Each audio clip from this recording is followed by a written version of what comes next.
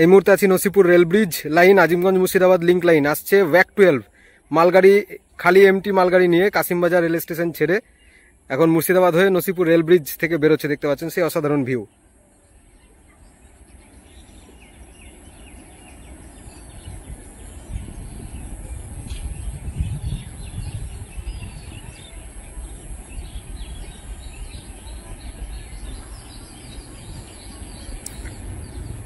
এই প্রথম G12 এর ভিউ আমার ক্যামেরায়।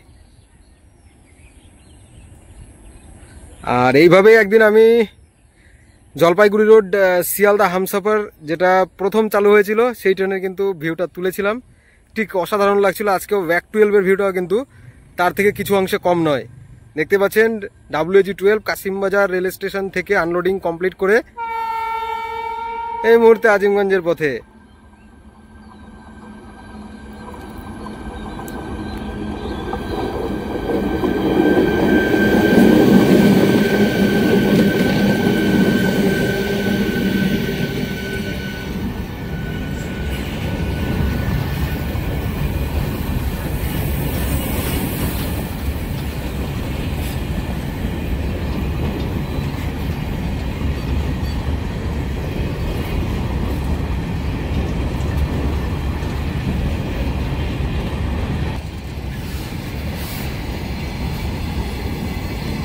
সেই অসাধারণ ভিউ।